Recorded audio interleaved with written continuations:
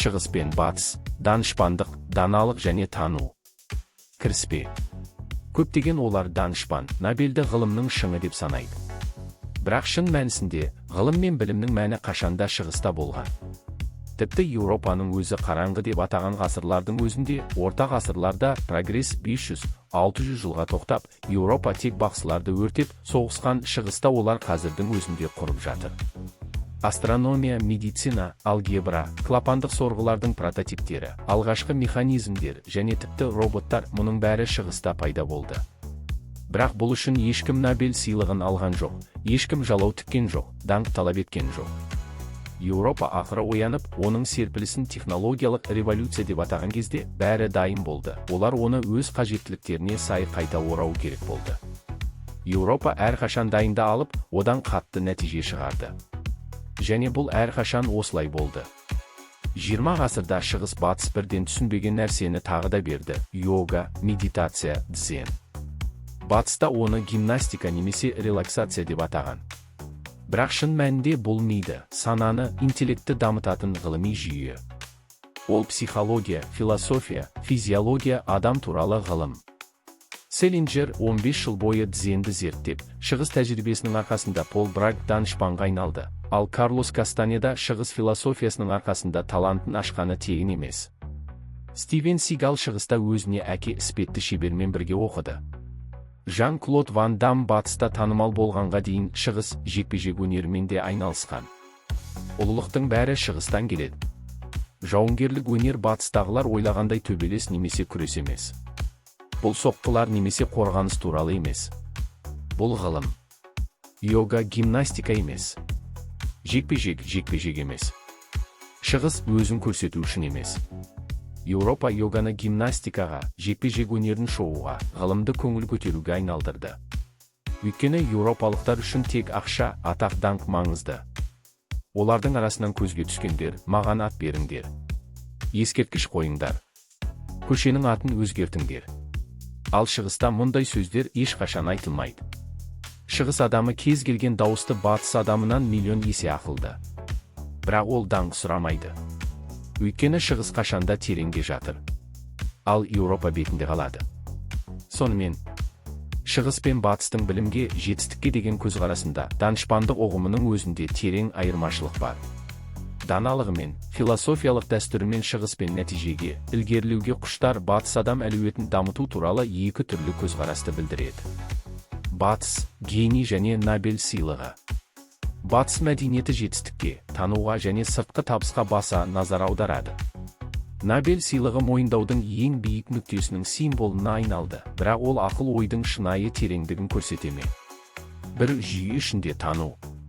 Нобель сыйлығы көбінесе ғылыми және академиялық ортадағы жетістіктер үшін беріледі.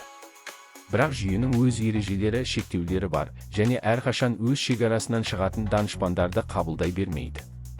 Көп нәрсе тек интеллектке ғана емес, сонымен қатар әлеуметтік байланыстарға, ресурстарға және контекстке сәйкес болу қабілетіне де байланысты.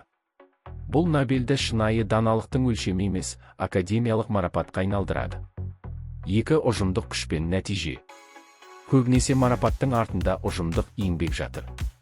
Лауреаттың өзі табысқа қол жеткізген механизмнің бір бөлігі ғана болуы мүмкін. Батыс данышпандығы нәтижелермен өлшенеді, бірақ ойдың ішкі тереңдігін жіберіп алады. Шығыс, даналық және ішкі тереңдік. Дзен, йога, медитация сияқты шығыс философиялары нәтижеге емес, үйлесімділікке, ішкі дамуға және санаға бағытталған.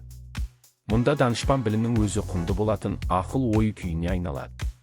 Бір, даналық жетістіктерден жоғары. Шығыс нағыз байлық, ішкі тыныштық пен терең ой деп үйретеді. Мұндай көзқарастағы адамдар көбінесе батыс данышпандарынан көбірек біледі, бірақ олар өз білімін дәлелдеудің қажеті жоқ. Шығыстың данышпандары заттың мәнін түсінеді, бірақ тануға ұмтылмайды. Олардың мақсаты даңқ емес, саналылық. Екі, ол бар және ол жоқ. Шығыс философиясында адам бір уақытта болуы да, болмауы да мүмкін. Бұл әлемде бар болғанымен, оның күйбеңдігімен талабына қосылмаған күй. Мұндай адам өз ойын, қабылдауын басқарады, бірақ көлеңкеде қалады, өйткені ол үшін нәтижеден гөрі шындық, шынайы білім маңызды. Ambivert, Beyond Genius. Данышпандықтан асып түсетін адамдар бар. Олар көбірек көреді, тереңірек түсінеді, бірақ оны әлеммен бөлісуге ұмтылмайды. Бір жүйеден еркіндік. Жалпы маманға академиялық тану қажет емес. Ол сыртқы марапаттар үшін емес, түсіну және хабардар болу үшін өмір сүреді. 2. Ене емес, тереңдігі. Мұндай адамдар үлкен суретті түсінуге бағытталған. Олар кез келген теорияны талдай алады, кез келген мәселеге дәстүрлі емес көзқараспен қарай алады, тіпті қалыптасқан догмаларды да жоя алады. 3. Білім үшін білім. Олар үшін білім мақсатқа жету құралы емес, өмір сүру тәсілі. Бұл олардың ойлауын ерекше және көпшілік үшін қолжетімсіз етеді. Оқыту және ойлауды дамыту.